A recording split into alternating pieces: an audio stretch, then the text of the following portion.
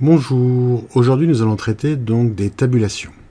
Alors des tabulations, c'est quelque chose qui est relativement simple, mais néanmoins cela peut être intéressant d'apprendre à les traiter. Alors pour ça, nous allons descendre dans notre document, tout en bas de notre document par exemple. Nous allons dire que on va rajouter l'information.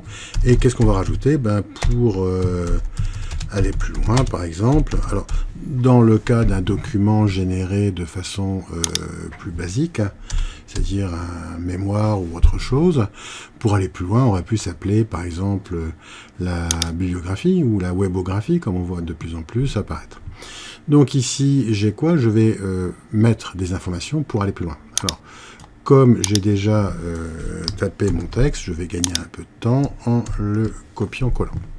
Donc ici, j'ai mis un caractère particulier que l'on voit apparaître là, que je peux supprimer, et que j'obtiens en appuyant sur la touche tabulation. La touche tabulation me permet de déplacer le caractère pour le faire apparaître avec une tabulation. Ce caractère-là est intégré bien évidemment dans le document et prendra en compte toutes les informations. Alors, c'est aussi un caractère de séparation éventuel dans certains fichiers CSV dont nous reviendrons dessus plus tard dans les cours sur Excel. On voit ici que ce site-là étant un peu plus grand, j'ai ici donc une tabulation qui va dépasser par rapport aux autres. Alors, des gens souvent sont tentés, c'est d'appuyer sur 2 fois tabulation pour pouvoir le mettre. Bien évidemment, si je regarde mon document comme ça, je ne vois rien par rapport à ça, et ça me paraît tout à fait normal. Sauf que si je m'amuse par exemple à changer la taille, en mettant des tailles différentes, je vois que je retrouve de nouveau quelque chose qui n'est pas conforme par rapport à ça. Donc, je vais revenir en arrière et je vais surtout remettre mes tabulations, que je vois clairement ce qu'il en est. Si je vois ici qu'il faudrait, avec une seule tabulation, pouvoir aligner les objets, quel que soit le texte qui est tapé là. Pour ça, je vais avoir besoin d'un objet qu'on appelle la règle. Alors la règle ici apparaît. Si jamais la règle n'est pas disponible, je peux demander dans le menu affichage à cocher ou décocher la règle pour la faire ou pas apparaître. La règle dans Word apparaît avec 2 niveaux. Un niveau ici horizontal et un niveau vertical. Dans cette règle horizontale, je vois ici que je n'ai que une partie blanche sur laquelle je peux taper du document. Nous y reviendrons dans la partie traitement de la page de Word, et nous y reviendrons aussi dans la partie courrier pour voir un peu l'usage qu'on peut en faire. Je m'aperçois ici que globalement j'ai un petit peu de bord de chaque côté. Alors pourquoi j'ai du bord? Globalement j'ai 2,5 de chaque côté. Ce qui fait que, alors pourquoi je dis à peu près, parce qu'on pourrait vérifier ça dans la partie d'affichage de la page. On y en a plus tard, donc on pourrait voir ici qu'on a 2,5 cm de marge normalement de chaque côté, ce qui fait 5 cm au total, et que 21 cm la largeur de ma feuille moins 5 cm me fait 16 cm. Donc il y a un petit peu moins du fait qu'on est à 16,25 ici. Ici, je vais pouvoir donc gérer mes tabulations. Alors mes tabulations, c'est quoi? C'est ici, avec un petit taquet de tabulation, un petit sélecteur de taquets de tabulation que je vais pouvoir avoir pour pouvoir les positionner dans ma règle.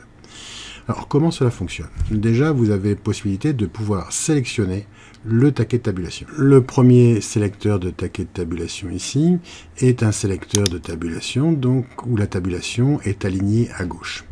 C'est la tabulation la plus classique. En cliquant dessus, je peux voir que ce sélecteur de tabulation m'affiche une espèce de T inversé qui signifie donc que c'est une tabulation centrée. En recliquant dessus, je vois un sélecteur de tabulation qui maintenant intègre une tabulation alignée à droite. Le 4e sélecteur de tabulation m'indique une tabulation décimale, qui sera pratique pour positionner des chiffres par exemple, on en reparlera tout à l'heure. Vous avez encore d'autres taquets de tabulation, où là vous allez mettre une tabulation barre. Alors cette tabulation barre n'a aucun intérêt à l'heure actuelle. C'est une résurgence des versions sous Word de Word que certainement beaucoup d'entre vous n'ont pas connues. Donc à l'époque, comme il n'y avait pas la fonction tableau, alors que maintenant la fonction tableau est intégrée dans Word, si on voulait faire des tableaux, le fait d'avoir des tabulations barres permettait de facilement, en mettant une tabulation, d'avoir une barre horizontale, donc l'équivalent quasiment du pipe, même si c'est pas tout à fait vrai, donc le pipe qui est Alt GR8, Alt GR6 sur les claviers, de façon à avoir une séparation entre les éléments, pseudo-éléments de mon tableau et avoir quelque chose de propre quand je faisais un document Word. Maintenant, ça n'a plus beaucoup d'intérêt, mais cette tabulation barre continue de perdurer.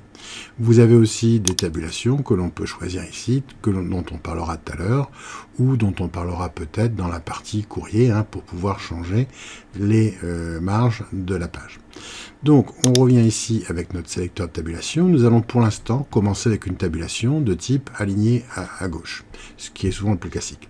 Je peux, en ayant cliqué là-dessus, me déplacer dans la barre, alors si possible à une longueur plus grande.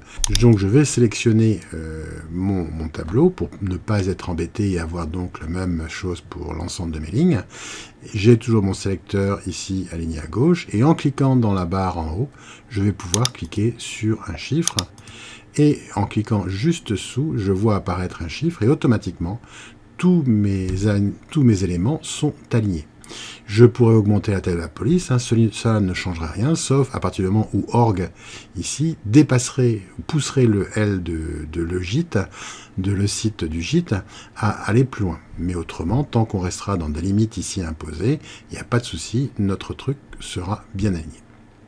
Alors, si jamais une tabulation ne me convient pas, je peux la prendre et la sortir de la règle. Quand elle lâche, automatiquement, je vois qu'elle n'est plus disponible. Je vais donc ici gérer tabulation différente. Alors, je vais voir la tabulation qui peut être centrée. Si je clique un peu plus loin ici, avec la tabulation centrée, je vois que tout mon texte, et que ce soit la largeur du texte, apparaît centré. Donc, ça peut être intéressant dans certains cas de figure, mais pas forcément. Donc, pareil, je reprends ma tabulation et je la sors. Je vois la tabulation alignée à droite. Comme son nom l'indique, la tabulation alignée à droite fait en sorte que mon texte soit aligné à droite. C'était par exemple le cas, si vous avez pu voir, dans les tabulations dans le chapitre relatif à l'entête-pied de page, où la tabulation sur le numéro de page était en bas de page, donc alignée à droite. La tabulation centrale, d'ailleurs, aux alentours de 8, était elle centrée, et il n'y avait rien, bien sûr, pour le premier paquet qui était à gauche. Donc, je peux aussi dégager ça sans aucun problème. Si je prends la tabulation décimale et que je mets une tabulation décimale ici, ça ne m'apporte pas grand-chose, donc je ne vois pas trop l'intérêt de cette tabulation décimale. Alors, je vais revenir avec une tabulation normale, et je vais mettre une tabulation, par exemple, à 6 ici. Et je vais donc mettre des chiffres fictifs, peu importe, 2.5, ici, tabulation, je vais mettre ici, donc 0.5, et je vais descendre encore, et je vais mettre une tabulation ici, puis mettre un chiffre 15 par exemple, peu importe, et ici je vais mettre un chiffre encore plus grand, 150 unités. Alors, si je sélectionne mes chiffres ici, et que je demande d'avoir une tabulation donc alignée à gauche. J'ai ici, je vais donc demander une tabulation alignée à gauche, que je mets ici. Alors ici, ça n'a pas fonctionné puisque je n'ai pas de tabulation. Je mets une tabulation alignée à droite, et donc automatiquement, mon texte ici est aligné à droite, mais ce qui ne m'intéresse pas dans la mesure où ce n'est pas conforme à mes souhaits, puis ça ne me permet pas de lire les unités avec les unités et les dizaines avec les dizaines. Donc je vais prendre ici une tabulation dite décimale, je vais la positionner ici à 14 par exemple, et je vois que dans ce cas-là, j'obtiens quelque chose. Alors éventuellement le point n'a pas été intégré puisqu'on est ici avec une version française, et qu'il aurait fallu intégrer la virgule. Ici, il a vu qu'il y avait un séparateur décimal, il m'a mis la virgule, et je vois qu'ici, j'ai bien les unités globalement, à part ici le petit problème lié, léger décalage lié à unité, mais je vois que ça me donne quelque chose de beaucoup plus conforme par rapport à mes souhaits. Donc voilà, dans un premier temps, par rapport aux tabulations, ce qu'on peut en dire. Alors, on va essayer d'aller un peu plus loin en mettant des documents qui soient un peu plus consistants que ça. C'est-à-dire que je vais récupérer, toujours pareil, du texte un peu plus complexe sur mon document. Donc voilà, j'ai fait donc une tabulation avec le texte tout à l'heure complété. Ce texte étant complété, je peux éventuellement, en sélectionnant, pareil, je vais sélectionner donc mon document, je vais pouvoir dans ce cas-là associer quelque chose de différent. Alors, je vois que ma tabulation ne bougera pas ici, je peux me dire, ben voilà, on va dépasser, donc je vais demander, pareil, une tabulation plutôt alignée à gauche, que je vais positionner à 6 ou même un peu plus en avant. Hein. Là, ça peut être très bien. Alors, j'essaie de trouver des nombres ronds, hein, c'est beaucoup plus facile souvent à traiter. Mais je vois que malheureusement, le texte revient ici en retour, ce qui ne permet pas d'avoir quelque chose de très cohérent. Ce serait bien si le texte de Glennan ne pouvait revenir qu'ici, au niveau du P, pour pouvoir avoir quelque chose qui soit d'une lisibilité beaucoup plus importante. C'est par exemple, dans le cas d'un contrat, ça peut être des articles, ou ça peut être des points, des personnes, enfin peu importe, mais des éléments qui vont venir comme ça. Pour ce faire, je peux regarder ici dans la règle. J'ai donc dans la règle ici 2 triangles l'un au-dessus de l'autre, et en dessous un carré. Si je clique sur le carré va déplacer les 2 triangles qui sont au-dessus, et sinon je peux sélectionner les triangles indépendamment les uns des autres. Bien évidemment, le carré et le triangle qui pointent vers le haut sont solidaires l'un de l'autre. Et je vois ici un triangle qui m'indique la fin du paragraphe. Alors, je vais sélectionner mes paragraphes pour ne pas avoir de problème là-dessus. Si, par exemple, je clique sur ce triangle-là et que je le déplace, on voit ici que j'ai changé les marges de mon document. Alors, je pourrais le voir dans l'accueil en demandant les marges ici. Et je vois que j'ai déplacé mon document, donc 4,25 cm sur la gauche. Donc sur la gauche par rapport à la marge au retrait à droite. Donc je vais demander à mettre ici 0.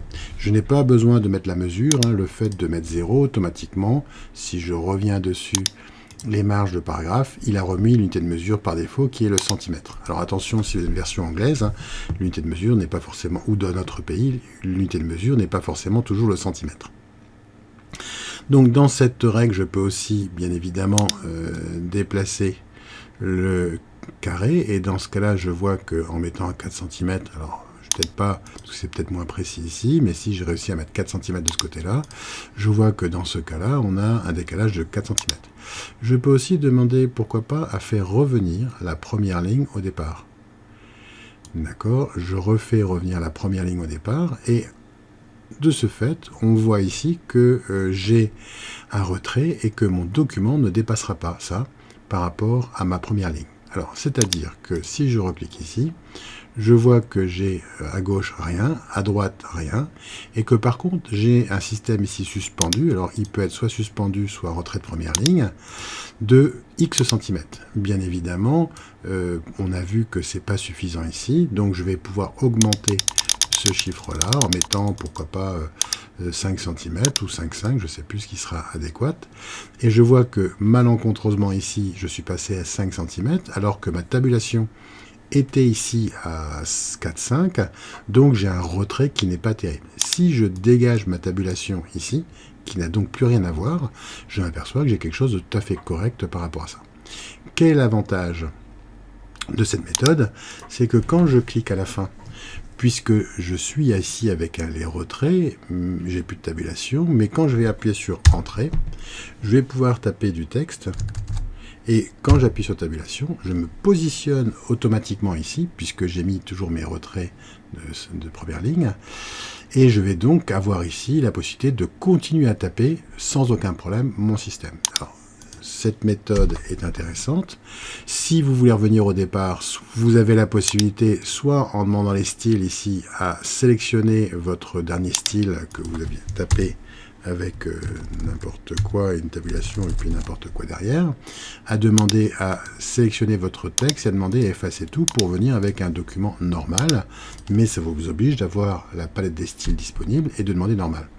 C'est pour éviter ce genre de problème que je laisse toujours des lignes vides à la fin, de façon à pouvoir ne pas avoir de soucis. En cliquant cette ligne, je reviens avec un style normal, sans aucun problème par rapport à ce que j'ai pu faire avant.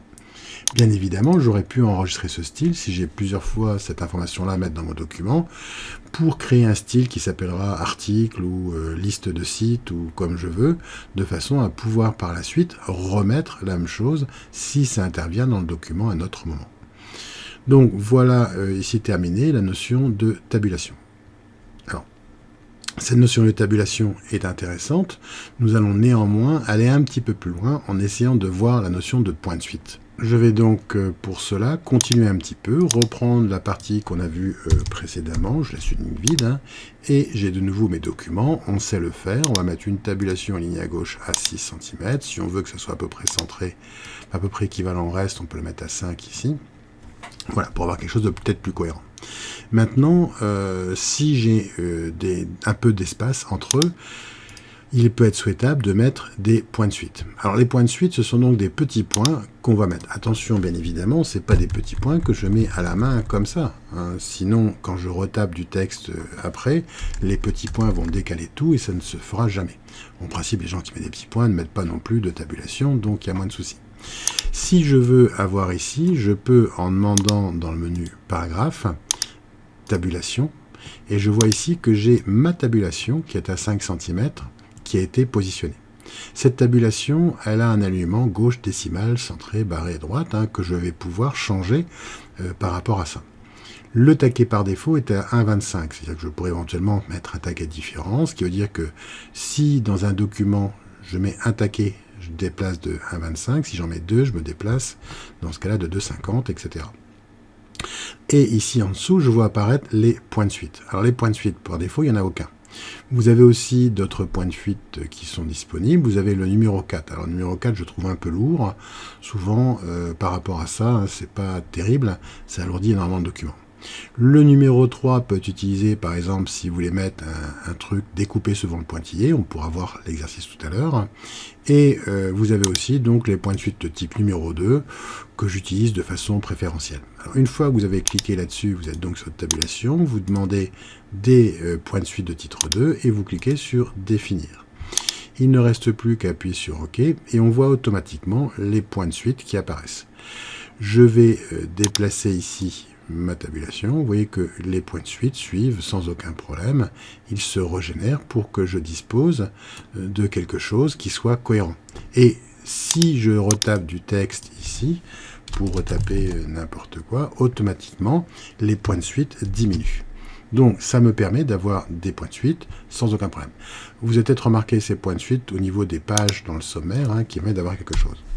Si je veux faire ici des points de suite, pour avoir donc un truc du style découpé sur le pointillé, eh bien, il me suffit de mettre deux tabulations. Alors, pourquoi je mets deux tabulations? Entre les deux tabulations, je vais demander insertion symbole, autre symbole.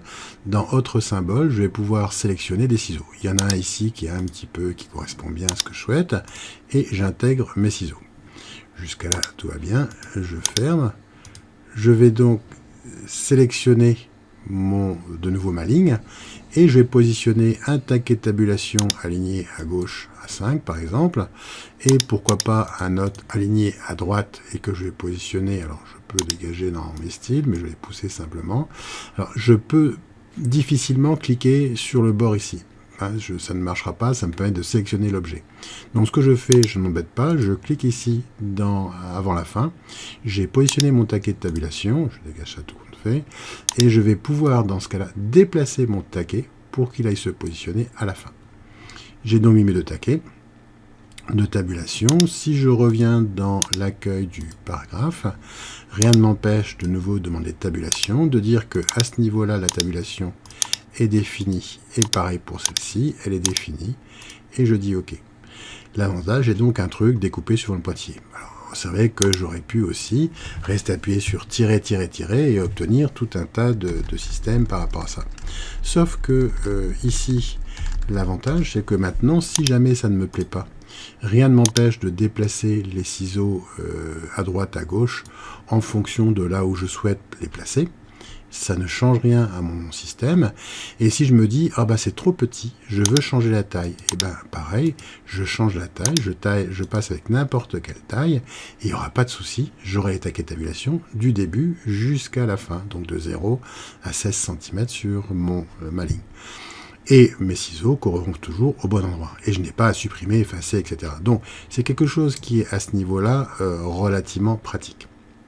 Alors peut-être une dernière chose concernant les tabulations, c'est que si dans un document, je prends ici et je demande tabulation, automatiquement, lui me met un retrait du document. Alors un retrait, je le regarde ici, hein, c'est un retrait de première ligne de 1,25 cm qui est ici. Donc si je voulais absolument mettre une tabulation et non pas avoir rien. Alors bien évidemment, si j'avais été sur rien, en mettant une tabulation, j'ai bien une tabulation qui apparaît. Mais quand je suis sur quelque chose et que je demande une tabulation, il ne me met pas une tabulation, mais une retrait de la première ligne. Pour cela, si je veux absolument forcer une tabulation, c'est pareil dans un tableau. Si dans un tableau, je veux forcer pour mettre une tabulation, parce que la tabulation me permet, dans tous les systèmes, de pouvoir passer d'un champ à un autre, ou d'une cellule à une autre. Donc en étant dans un tableau, le fait d'appuyer sur tabulation, je vais passer d'une cellule à l'autre de mon tableau. Si je veux absolument mettre une tabulation, je vais forcer la tabulation, et comme on l'a déjà vu dans d'autres cas, pour forcer, je peux appuyer sur CTRL tabulation, et dans ce cas-là, je force ma tabulation pour avoir donc cette tabulation qui apparaît. Donc voilà, nous avons fini de traiter les tabulations et la façon dont on pouvait les gérer de façon simple. Il y a encore plein de choses à dire dessus, mais cela suffira pour les exemples que vous avez à